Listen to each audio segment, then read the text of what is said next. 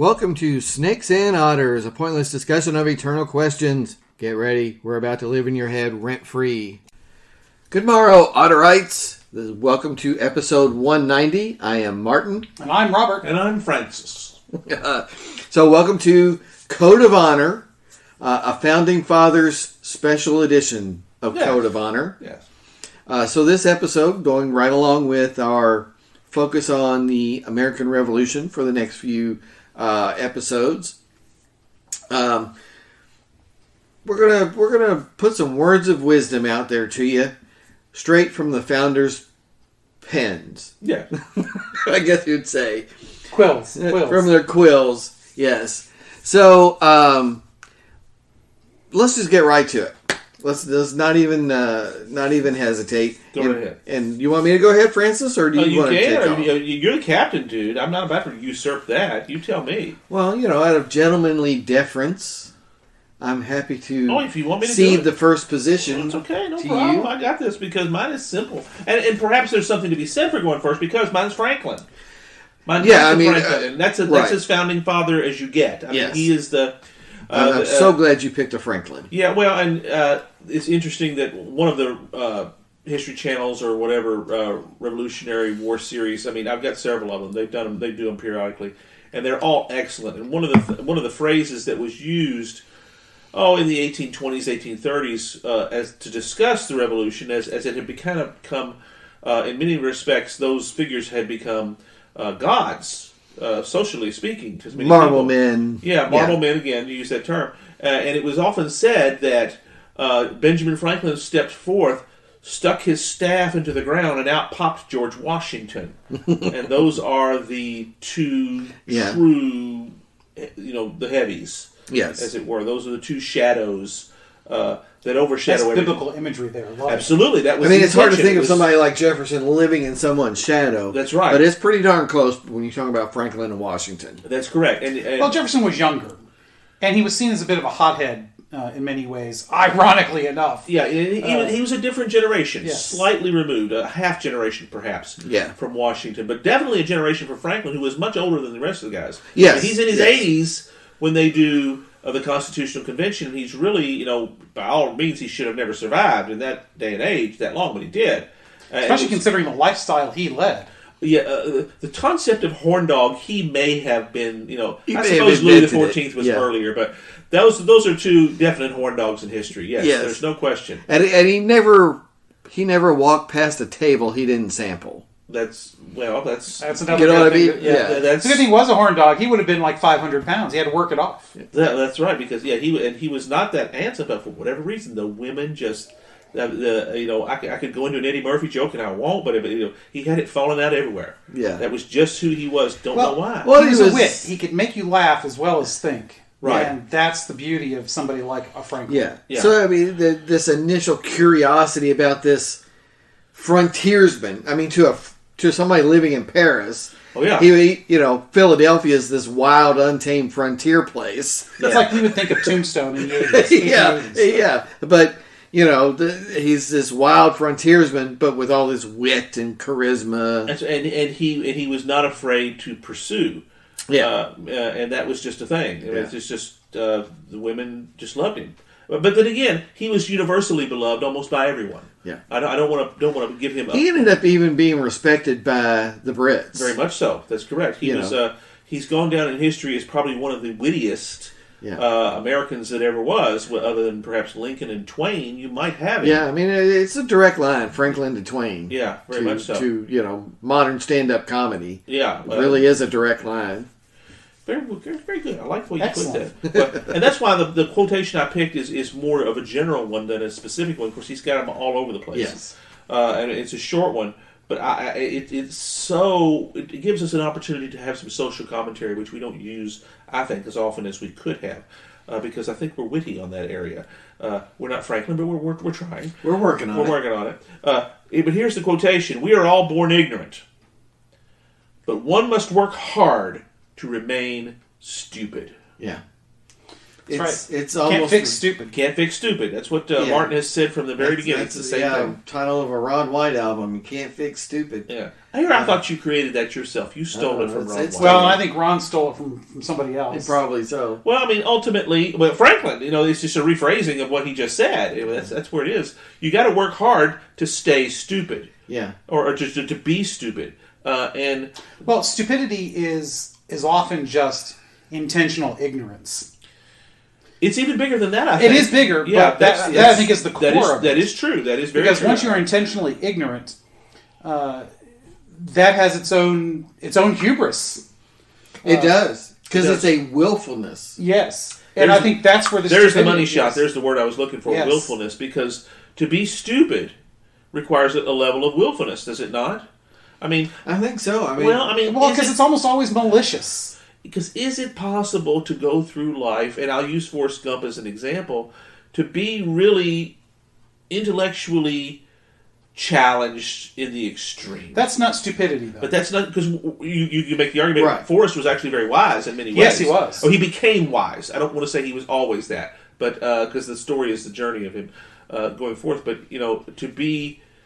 Well, then what is stupidity? Perhaps there's the question. yeah, I mean, it's this idea of just the hubris of I don't need to learn anything Yes, because Which this- is very this simple. willfulness, stupidity, and it's arrogance. Arrogance. and it tends to then project onto others.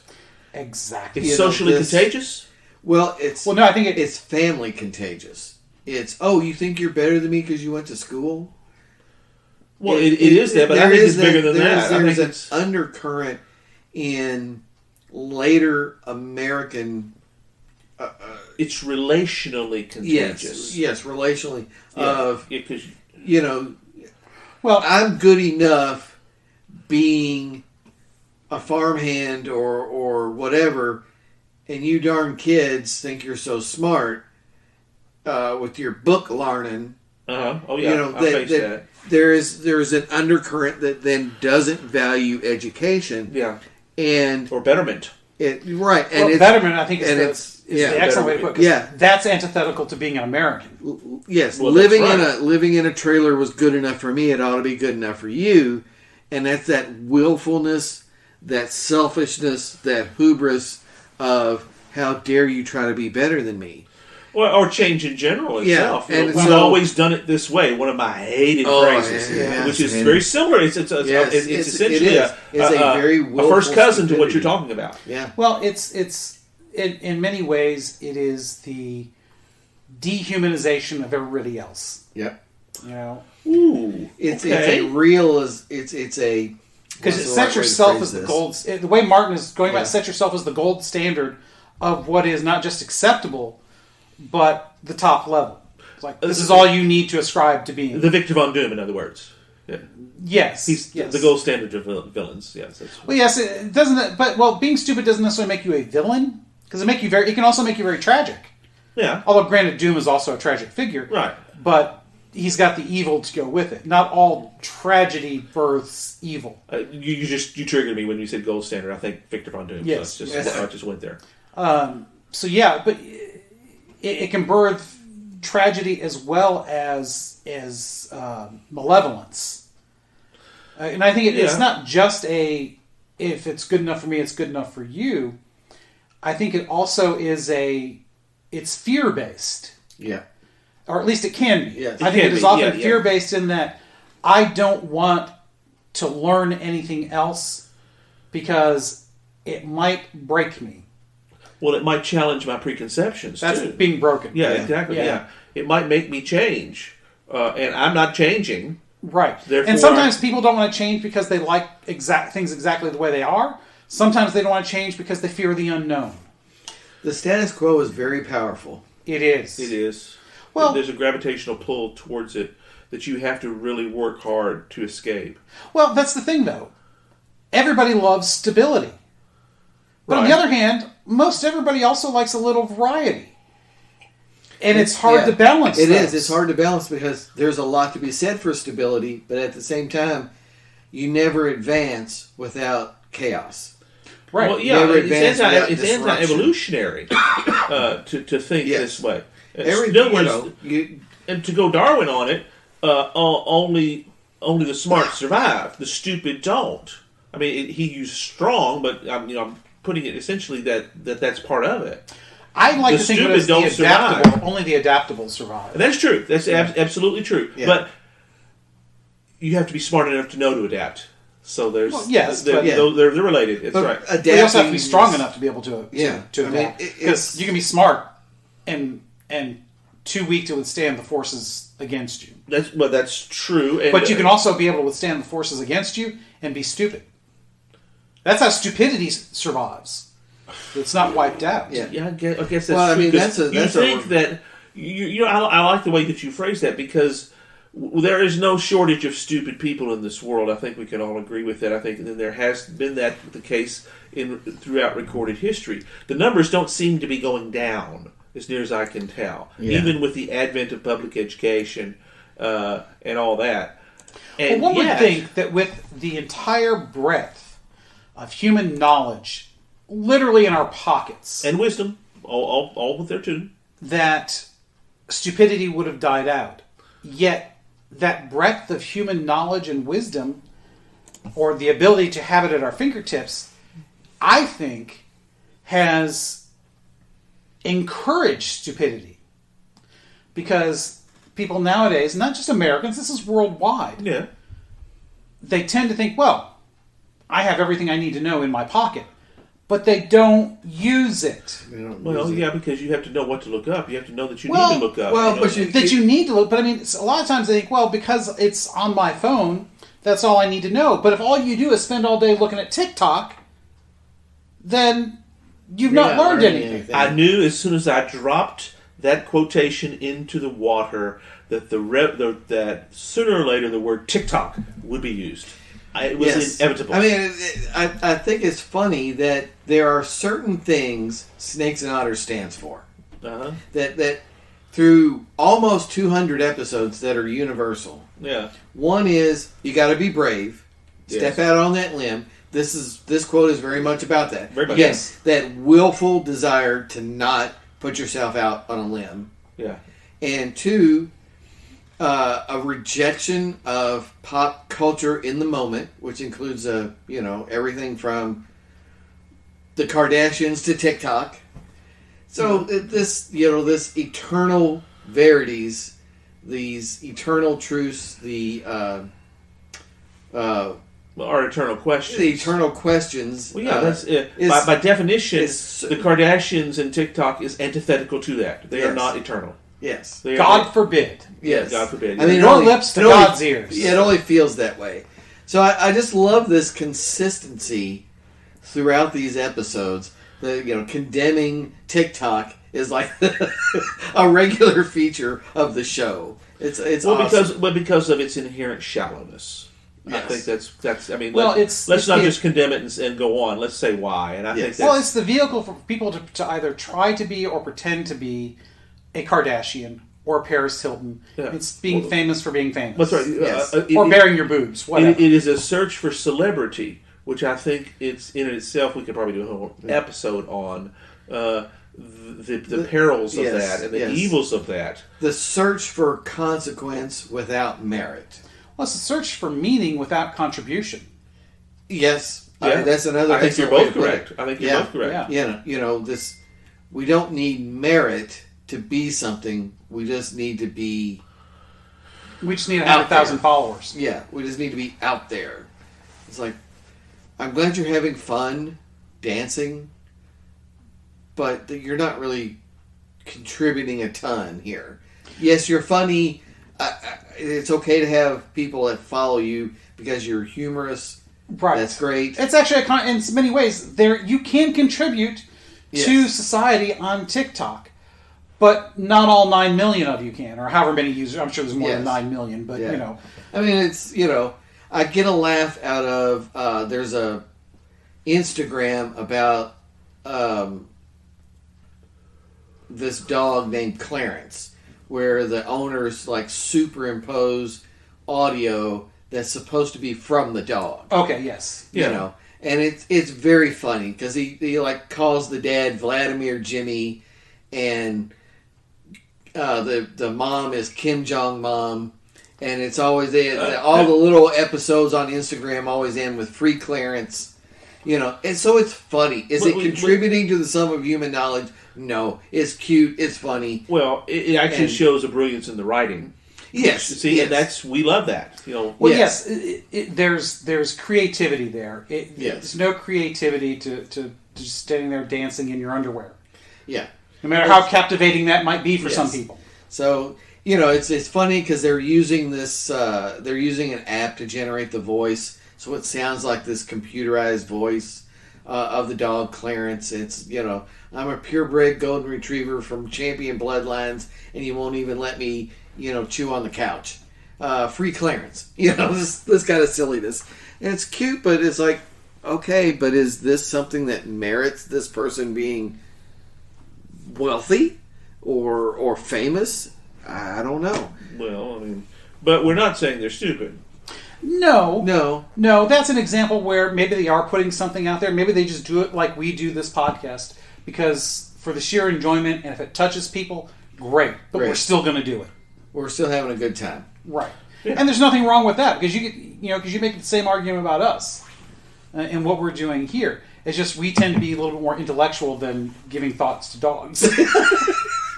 Not that there's anything wrong with that. Hopefully we're making you laugh a little bit here and there too. Cleverness is cleverness. If ever how you can pull it off, God bless you. Exactly. Yeah. Well, and that's the thing. Stupidity almost always lacks a sense of humor. Yeah. It does. And I mean a true sense of humor, not just a look at, laugh at me because I'm a buffoon kind of TikTokishness. And I'm not saying they're all buffoons, but I mean, you understand what I mean. Yeah. It's a look at me because I'm doing something silly. Yeah. It goes back to almost to that malevolence, that refusal. Yes. To be anything other than you are. And on the one hand, there's something to be said for knowing who you are. But there's also something said for knowing who you could be. That's right. Because Stupidity stops at knowing who you are. Human potential. Yes. Well, it's a sin against potential. Stupidity is. It's a sin against potential. Yeah, exactly. Wow. Usually, Robert, that's you coming up with that stuff, but this one was Francis, and that's awesome. Well, that's one where I thought what I said before was pretty good. A sin against potential. Stupidity is, yeah. Yes. Well, you can write that down, Francis. Stupidity is a sin against potential. I might add the modifier willful sin against potential. Even though stupidity is, as we're defining it, is always willful. It's always willful, yes. Yeah. It's a willful You can't accidentally be stupid. You can be ignorant, but yes, and that's the thing to remember. Yeah. As much as ignorance is seen as worse most of the time. Yeah, be called ignorant. Because it's such an ugly sounding word. Yeah. Yes, stupid isn't. But people it's just untaught, unlearned. Right. But it doesn't imply a refusal to learn. I mean, people call each other stupid. Like remember the T-shirts back when we were in high school. I'm with stupid. Yeah. I mean, everybody had T-shirts like that, and. If we didn't, we wanted them. Well, if we didn't, we wanted them, yes, because unfortunately we're always standing on the wrong side of somebody who had them. Yes, exactly. But, it's kind of thing. That's why I think willful is so important to that. Yeah. It really is. A willful sin against potential. Mm-hmm. I like that a lot, Francis. I like that a lot. You can do that. Yeah, thank you. I'll take credit for it. I think so. I think that's that needs to be on Goodreads and attributed to you. All right. Sounds like a plan. Well, we should do that. Can we do that? Can we get an account on Goodreads and add that in? I mean, I've got a Goodreads account. It's linked to my Amazon, but I'm sure we could figure out a way to add quotes. That one needs to be on there. Well, we've talked about pulling all of our quotes out for the eventual books that Snakes and Otters will write. We do that series of Code of Honor, and then once they're published, they can then contribute to Goodreads. There you go. Sounds like a plan. Sounds like a plan. All right. And with that, I pass the baton. Oh, yes. Le baton. All right. So I am going to do a Samuel Adams. Not the beer. Not the beer. A very much a firebrand. It's a good word. It's a very good word. Patriot. So somewhat in contrast to the more intellectual Franklin. Absolutely. But he was kind of there with that Patrick Henry group of the real firebrand patriots. Jumped on the bandwagon right from the beginning. As Robert mentioned, was one of the founders heavily involved in the committees of correspondence during the early stages of the revolution. Yes, that 15 years from the 1760 up through 1775, the committees were extremely important, and they got ever more important as we got closer to the. So that's they wrote letters to each other and sent all of this stuff back and forth through the excellent postal system of the colonies to send these ideas around.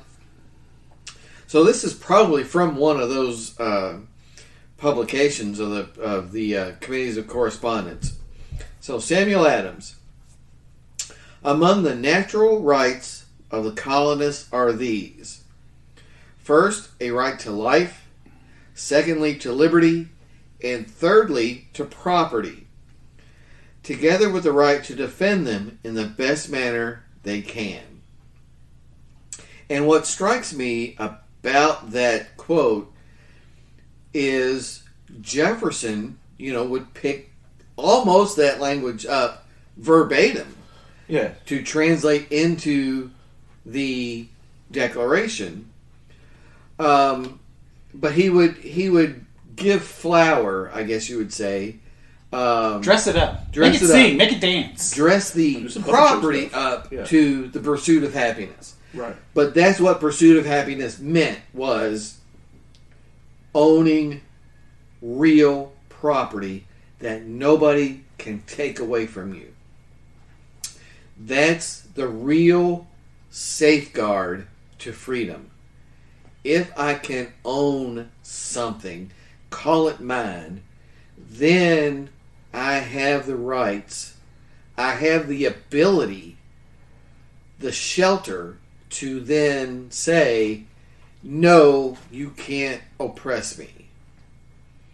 If I lose the ability to own something, then the inevitable consequence is the rail cars and the ovens. Or perhaps, to frame it in terms of the times, if you cannot own property, you are property. Yep. Very good. Yep. Very good. Because somebody else is owning it. Yes. Good. Well, and if you think about why that's an important aspect to the American character, in England and Scotland, especially in Scotland, and in Ireland, all of the United Kingdom, the wealthy were the landowners. Even the mercantilists, those who owned the shops, owned the business, but most often still had to lease the property their shops were in. Yep. Most people never owned physical property in the sense of land. And even the landowners, their ownership was not absolute. No. The king could take it away from you and from your family and give it to somebody else. Yes, because often that was tied up in the hereditary titles. Yes. Mm-hmm. Those are at the discretion of the throne. That's right. Yeah. Generally speaking. Now, obviously, very unlikely that Charles is going to go around and saying, all right, I'm going to take your duchy away from you. Well, it was... except from his kids. It happened, though. But it can't... Yes, that's right. It happened. I mean, that's how you rewarded a favorite and punished an enemy. And punished somebody that was giving you trouble. Well, your title and the land that goes with it and is revenues granted, that go with that. And the revenues are granted from the crown. So I'm taking it away from you and giving it to somebody else. I mean, that's what happened to Richard II. That's right. Well, yeah, exactly. Every time that there was a rebellion of any type, it was a reshuffling of all this stuff. And that's a very dangerous thing to do because you can miscalculate. If you try and take the land away from the wrong duke or the wrong count, mostly at the duke level, though, because they had greater lands, greater money, they could raise an army against you. Which is where those rebellions come from. Well, they're also, as I mentioned in an earlier episode, the ducal titles, they actually didn't exist for a long time. They were created because they were relatives of the sovereign. Right. So they were. By the time you have multi-generations, it's not hard to have lots of them. Right. I mean, Exactly. it's earls and everything. Yeah, exactly. and it's- But, you could- but the you could- Dukes are the ones that they've got a claim. Yeah. Somewhere along the way, they've got a claim.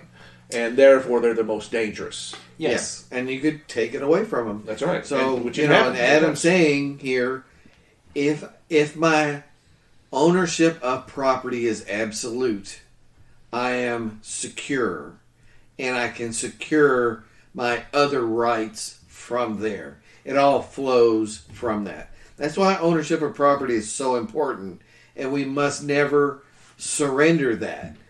You know, this idea of, well, we can't own private land because that's bad for the environment and this and that. I'm telling you, if you surrender your rights to own land, the next step is you have no freedom at all. And you're going to end up on the cattle car, and you're going to end up, headed towards the ovens. And you never... Maybe not immediately.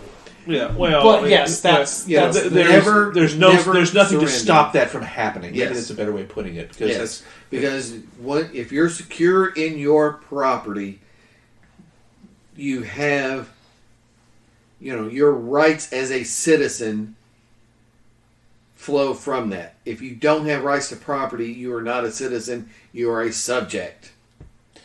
well, that's correct. And subjects are free to be dealt with as seen fit Yep. by those in power, but citizens Yep. are not. Yep. Citizens are protected by the law in some fashion. Yep. Now, you can abrogate and lose those rights, of course, by your behavior. Yes, there are certain rights that are absolute, but not all rights are. All rights still come with some limit. For instance, you cannot use your property to, house insurrectionists. Right. I mean, Well, run a meth lab. There's an Or easy. run a meth lab. There's Yeah, an I mean, easy to one for break it. the law, sure. That's correct. Yeah. But it is your property, and there are, the laws for Seizing it. there has to be a high burden Correct. of the government Yeah. to get there. Right. And I mean by that I mean real property, which means land. That's correct. I'm all for, like right now there's a current issue in our fair city of Louisville with street racing. Yeah. So That's still a thing? oh, I mean, very it's an much. issue? Yes, very much. Okay. Last weekend, they estimate almost 300 vehicles involved in street racing Holy all crap. over the city, including enough to close down a major intersection in the western part of the city, 18th and Broadway, Damn. where they had emergency vehicles, fortunately not on a run, but emergency vehicles and others trapped in a backup as the street racers closed the intersection. And of course, the impotent city's response is, well, it's a $1,000 fine. Well, I mean, you're talking about people who have maybe poured 50 or 60 grand into these cars. A $1,000 fine is not going to do anything. Presuming they even pay it. Or you can catch them. They Yeah. made one arrest. One. Some kid from Shepherdsville didn't get back to his car and took off on foot. And they ran his license, I think, and arrested him. So, Ironically enough, without... Oh, you mean ran his car license, though, right? Yes. Yeah. So ironically enough, they get him because he wasn't in his car. yes. That's a common tactic, though, is to remove the license plates when you're racing. Right. Well, yeah, So street they can't cameras. run it. Yeah. But, again, they estimate there were 300 cars involved in this incident, and they made one arrest. So I'm like, you know what? The only way this is going to stop is you got to seize the cars. You got to impound the cars and send them straight to the crusher. That's the only way this is going to stop.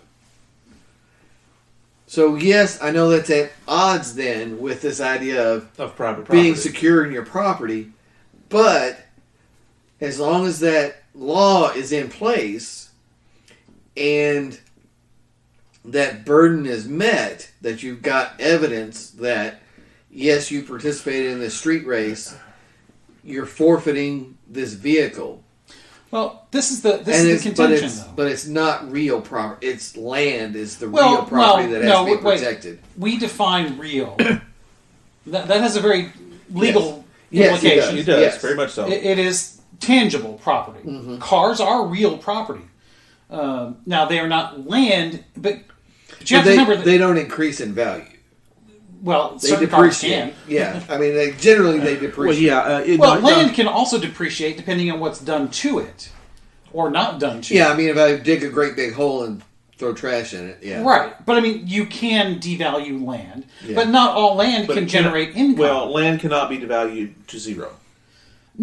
See, I don't know. You make a garbage pit out of it, It's still, you dump oil on it, Yep, it's going to be pretty damn close to zero. This goes back to my real estate licenses days. That's how the law rates. It cannot be devalued to zero because you can't tax zero. Well, That's a different thing. That's a different thing. That's entirely a different thing. Because you're right, it cannot be set to zero value but that's precisely because they can't tax zero. That's the main reason. I mean, think about it. And and if it's zero, then really, who cares who owns it? We'll get there. But I think this, what you're talking about, though, as in so many things, when it comes to liberty, it's a fine line. Yes. Because liberty, in the sense that you're talking about often, and I'm not saying you're doing this, but I think your sympathies lie there, and that is that there is the tendency to want to divorce oneself from everything else outside of their property. Okay. And the problem with that is that unless you are living on a huge farm in Montana or wherever where you can literally be totally 100% self-sufficient, you're growing your own food, you're mining, you're drilling your own oil to make your own gas, Paving my own roads. paving your own roads, building your own schools, cutting down your own trees. You get my point. Yes. Because everyone is part of a community, your property, while it does not have to be subservient to the community, it still has to support the community in some way. And I don't mean necessarily just by the taxes you pay. Yes. It's partly that. Upkeep But there is is part of that. Yes. I mean, again, here you live in a neighborhood. We all live in neighborhoods.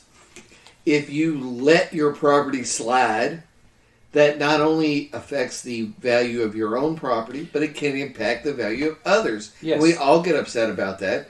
We don't want somebody in a neighborhood putting up a chain link fence all the way around the place and then letting giant dogs roam it. That decreases the value of all the properties around it. Right.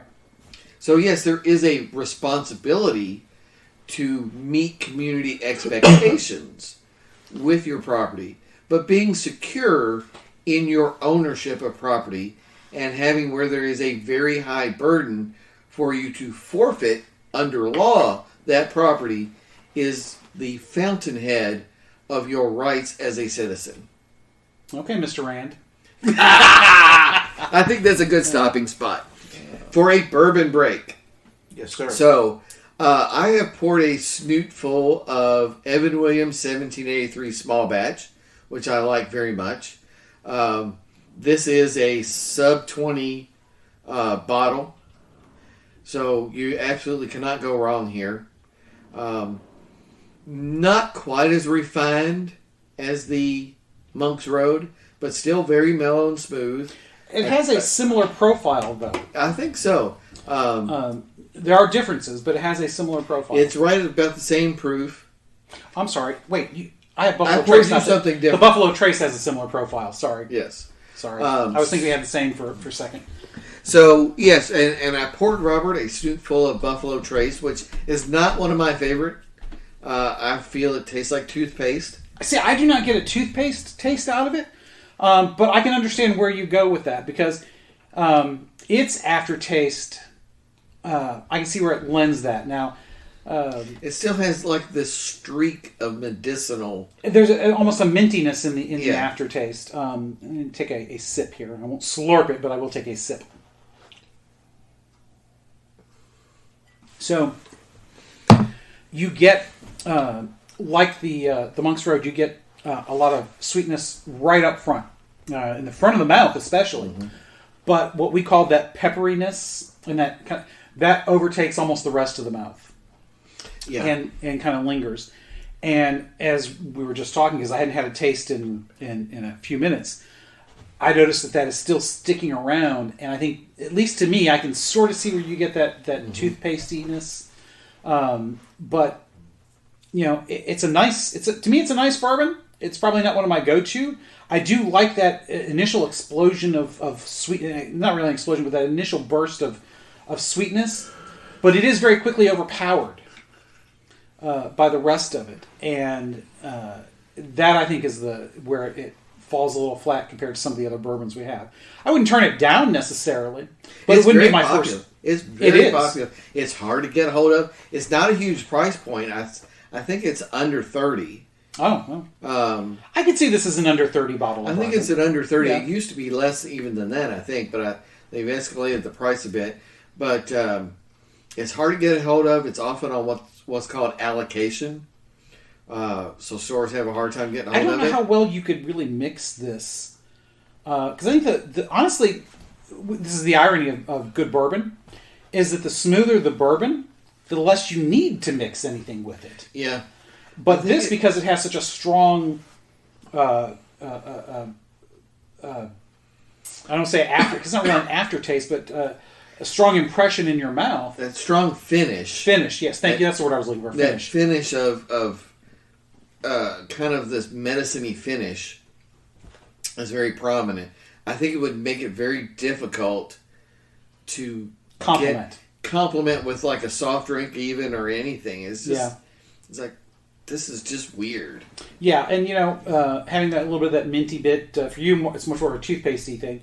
It's not like you could make a screwdriver, put orange juice in this, because orange juice and toothpaste do not mix. Yeah. But and I do taste no citrus in this.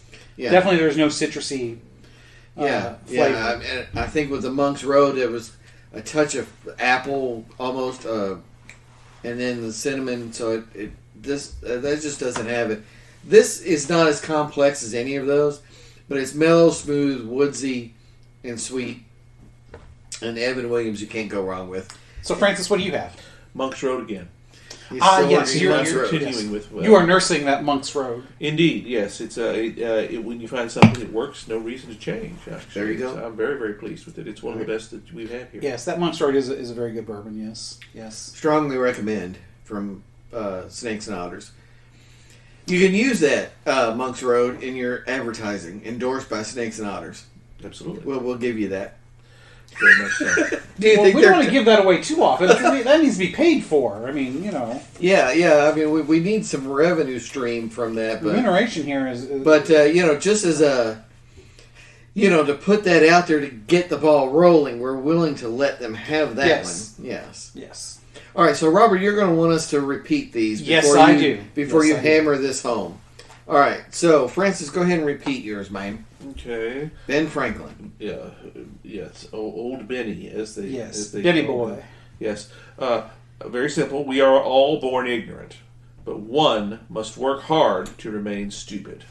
Yes. Excellent. Very good quote. Yes. All right, Samuel Adams. Among the natural rights of the colonists are these: first, a right to life; secondly, to liberty; and thirdly, to property, together with the right to defend them in the best manner they can. And it's interesting you focused on property. Yeah. With that, because that was his third. Presumably, they were in order of importance.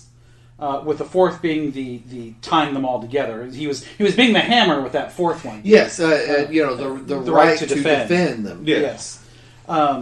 So mine is a John Adams, and Adams does not get enough credit for the real literacy of what he wrote over time. Yes, he did have his issue. I saw two versions of what was the same quote attributed to two different people. She's basically praising him, but then saying, but he's such a goof. He went down a road of reverence for the leadership. Yes. That he could credibly be charged with being a monarchist, which really hamstrung him as a president and as a leader of the Federalist faction. Yes, I spent a good deal of Senate time while he was vice president debating what the title of the president should be, how you should refer to the president. Yes. Which everybody's like, who gives a flying rat's rear end? Yes. So anyways, but this one, to me, I like this for a lot of reasons, because I think it speaks to the American character that we have talked about in these last 2 episodes, as well as, I think, doing a credible job of incorporating your 2 quotes. Defeat appears to me to be preferable to total inaction. Ooh. Now, this is a concept that we have discussed many times in various forms on Snakes and Otters. And let's take it, piece by piece here. Defeat seems preferable. Well, defeat implies, as we like to say, that you have been in the arena. Yes. That you have been striving. Yes. And you have been trying to, and coming from Adams, I would say, trying to better yourself or your community. To strive, to seek, to find, and not to yield, to use Tennyson's words. Yes. The will to walk out on that limb and make yourself better, make something happen. Yes, and it could very well be, because there is not a context to this quote, this could very well mean that come from a time he's talking about the revolution. Mm-hmm. Because total inaction and defeat, you think about being defeated is preferable, meaning striving for that independence is preferable to just not doing anything and letting it stand. Because... yeah, again, the status quo is powerful. It is. But if it's intolerable, or you feel it's intolerable, but yet you do nothing about it, what does that say about you? Right. And that total inaction, I think that in many ways encapsulates that one must work to remain stupid. Mm-hmm. Because total inaction really isn't total inaction. Right. When you think about it. Yeah. There's a lot of work. Because I think that does imply what you're talking about, Martin, is trying to maintain the status quo, changing nothing. Yeah. It actually takes a lot of work to change nothing. Well, yeah, because we tend to, the universe tends towards entropy. You have to utilize energy to prevent that. I mean, those 2 things are in opposition to us in all things. Right. Living things, not just people, but communities, they live, they change, they grow, they die. That's right. So for an individual they're essentially fighting entropy and expending energy. We are all, for the most part, although I could make an argument for couch potatoes, not, but we are all generally fighting entropy in one way or another. Mm-hmm. Couch potatoes are probably just getting into it entirely. That's not to say that we don't all do a little bit of couch potatoing. Certainly like to veg out in front of the TV every once in a while. Well, in moderation, such things are but okay. But to me, that's a respite from... Yeah. To call somebody that implies that it is the norm. Yes. Not the exception. Oh, shut up. If I could figure out how to turn that off on this, I would. Siri, stop interrupting us. Anyways. I just checked to see if she had something to say about that. But let me know if that works. Yeah. You didn't say, "Hey Siri, stop interrupting us." So maybe that'll work. Oh my. So, anyways, that total inaction. Really, I don't think that's what that really is. I think it really is trying to maintain the status quo. Because again, too afraid to change. Maybe your status quo is just really good to you. Yeah. And maybe that's the problem. That maybe that's what you want to be. Well, yeah. Well, whether it is truly good for you or it is apparently good for you really doesn't. Well, matter. Yes, I'm thinking more in the sensualist, the physical sense of the word, because most of the time the things that are good for you are going to be a little painful at first. Change implies some pain. Absolutely, yeah, no question as to that. So, and that's I think why the stupid want to be stupid, because they want to avoid that pain. And that's why I think Adams talks about this in terms of defeat being better than total inaction because he's willing to accept the pain. Yes. Again, I'm struck tremendously by the bravery. Yes. That was one of the things that united them. Again, Adams is a very, very different person from a Jefferson or a Madison or even a Washington.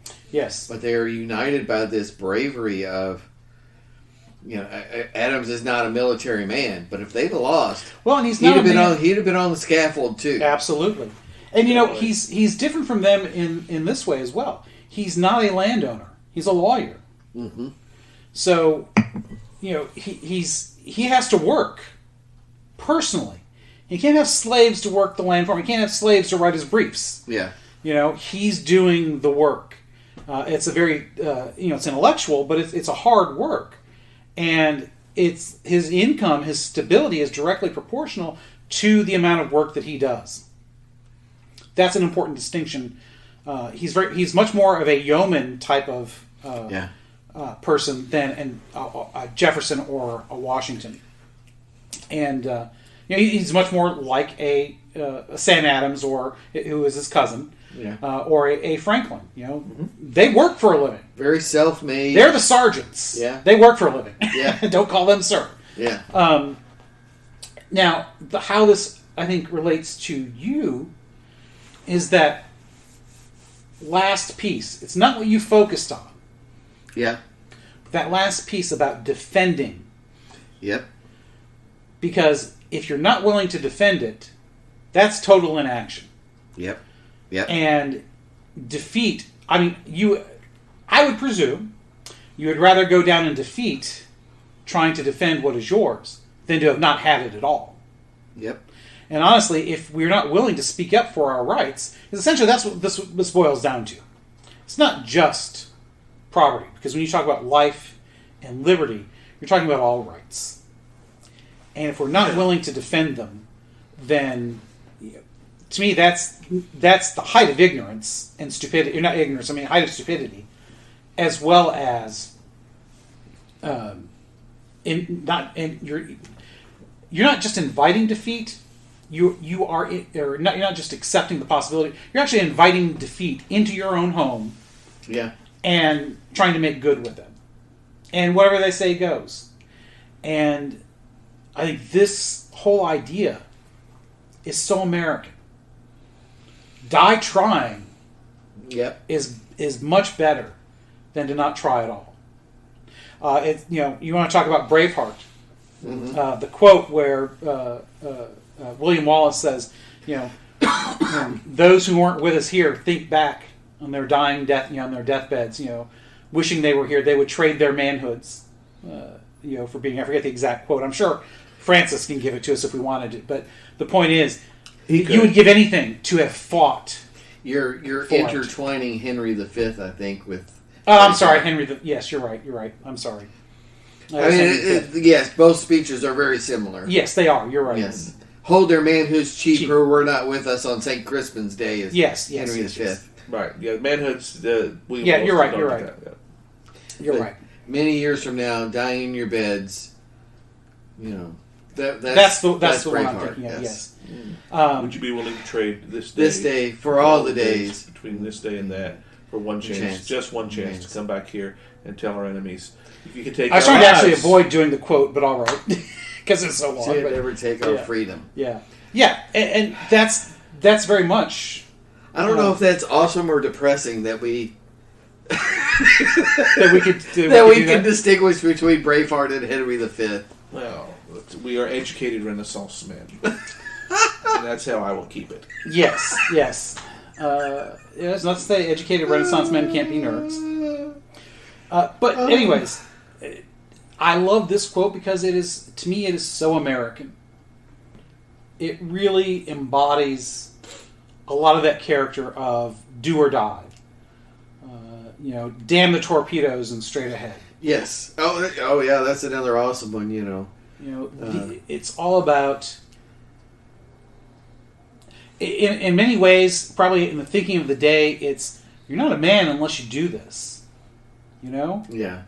And I don't just mean, machismo kind of a thing. Yeah, I mean, you're not. It is. Yeah, I mean, It's partially, but it's not just that. I mean, you're not a man in the sense that, or a woman. You know, you're not an individual. You're not a person. To go that far. Yeah. Unless you are willing to fight for it. Yeah, I mean, taking a chance. Like you said, it's a common theme throughout many of our quote episodes, quote a code of honor episodes of. Life is about taking a chance. Small chances, big chances, whatever. I get on the road behind people and it's like, why did you leave the house? If being on the highway terrifies you so much that you won't go more than 50, why did you leave the house? What is your life? Get out of the way. It's not just I just find it stunning that it's like, come on, guys. We've got places to be. It's okay. Be brave enough. There's go the speed limit. There's a long, thin pedal on your right. Push it down a little bit. That's life. You've got to push the accelerator pedal on your life a little bit. Oh, wow. That's a great quote. We need to make sure that one comes out for our when we write the book. Push the accelerator pedal on your life. Get out there a little bit. Do something. I get that the highway can be dangerous, but come on. Let's go. I gotta say, one thing that strikes me is how much frustration Martin must deal with on the road every single day. It is amazing how often that metaphor comes up. Exactly. Yes, right. Exactly. It is beyond my ability to understand how much he must deal with for this to be so common. Your example. I mean, egregious. it's crazy. It'd be different if it were once a week or something. You encounter somebody. But I feel like it's every time I leave the house, it's 3 and 4 people. I don't get it. It's bucks the percentages. It's crazy. It's the hard braking in the left lane before getting into the median to make a turn. Mm-hmm. It seems like it's one of those every trip. Or worse, the people who turn from the left lane rather than the center turn lane. Yeah. That drives me nuts. It's like, dude, you can't just stop in the middle of the road to move left. It's on the on-ramps on the highway is this idea of, I've got to get left now. It's like, look, dude, there's 1.5 miles of runoff up here. You've got plenty of time to move left. You don't have to hard brake as soon as the double white lines are gone and then try to move left. It's okay. You can keep going. It's just stunning. Well, we need not to get off on Martin's pet peeves. Well, one of these days we're going to have to do another hoopajube on those sins that cry out for damnation. Yeah, this would sounds like... And we could focus entirely on Martin's drive to work. Let's just suffice to say that Martin is convinced everybody in this town is high 24/7. Everyone, no, but a large percentage, I could buy that. Yeah. So they hop in the cars and wander the highways at rush hour. Which, honestly, I try to avoid rush hour precisely because I can't handle the stupidity that I encounter on the road. Yeah, I mean... I understand why old people don't like to go out at certain... And I say old people, and I'm thinking people that are... But, we're old now. At one time, I would have considered that the people who are our age currently. Yeah. But I understand how... Because I don't have the patience... It's not that they're afraid to go out after dark. I don't have the patience for it. Yeah. And that's what amazes me. I mean, because it's stunning to me that it's not just rush hour. Yes. It's all freaking day and all night. I was out at 8 o'clock, and somehow, with the light traffic on Bardstown Road at 8 o'clock at night on a weekday, somebody managed to have a bad enough accident to close both directions of Bardstown Road. Oh, wow. Where at Breckenridge Lane. Oh yeah, that's. I mean, we're talking like 6 police cruisers and 2 fire engines. I could see if it were in the highways. Crazy. Because, It's narrow up there. It's narrow up there. Yeah, this was 4 lanes. But that's 4 lanes and a median. Yes. And a good shoulder. And there were so many emergency vehicles, and I guess yes, there's some sympathy for somebody injured and everything, but so many emergency vehicles, we couldn't see what happened. Well, part of that, and I know we're getting into some serious digression here, but part of the reason for that is because of the stupid people. You have to do that now as first responders. You Yeah. have to block it off because somebody's going to run it and kill somebody else. Yeah. So It's like- that's a response to the Wow, stupidity. how do you manage to... I was like, this is a flat, straight, 4-lane divided highway, and you've managed to have an accident so bad that I guess someone has spun into the whole opposite direction. And or it's not something. it's not a cross T intersection. It's a T. Yes, that's right. Yeah. My guess, somebody was running a red light. Yes, almost definitely. Somebody which is very, coming off very, of Breckenridge Lane. very socially contagious here because everybody does it. It Yes. is. It's They'll huge. run it for a good several seconds after. Well, I've Oh, seen yeah. many people run it well after it's turned green. Yeah, exactly. Because, the guy in front of me did it. Yeah, the guy in front of you did it. And 5 guys in front of him did it after it turned green. So you're just an even bigger a-hole than Yeah. the rest of them. Yeah. Skip a bit, brother. Skip a bit, brother. Okay, so let's wrap sum it up. Robert, I thought you did an excellent job there tying those together. Thank you. But that was Words of the Founders, John Adams, Samuel Adams, Benjamin Franklin. Indeed. Very well done. And I like the 3 that we picked for this reason. They don't get enough positive press. Yep. Yeah, absolutely. Yep. We didn't go for Yep. the obvious ones, although we did with what they should be. But they John should be. Adams, I mean, he kind of did it to himself. He did. He did. But, Jefferson helped a little. Yeah. Hamilton helped a little. Hamilton undercut him. Yeah. But He contributed. he's like McClellan. He brought himself along, and that was his downfall. Yeah. But he had a role. He had an important role, just like McClellan. Yes. The Army would not have been as cohesive as it was without McClellan. That's true. But our praise of Franklin, our praise of Samuel Adams is that firebrand guy. You got to have the firebrands who hopefully then, are willing to put out a little fire to make everything work together with others. You got to play well with others. Mm-hmm.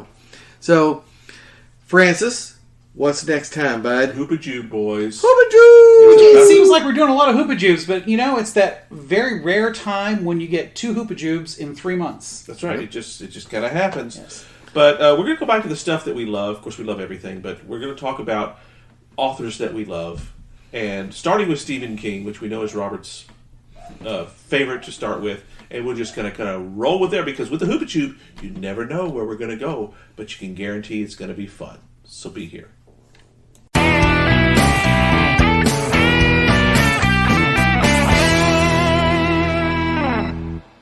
Hope you enjoyed another pointless discussion of eternal questions. Remember, new episodes drop every second and fourth Friday at 6 a.m. Eastern. Spread the word. We're on all the major podcast platforms, and leave us a review. That helps others find us. We're on Instagram, Twitter, as well as our website, snakesandotters.com. I'm Martin. And I'm Robert. And I'm Francis. Join us next time.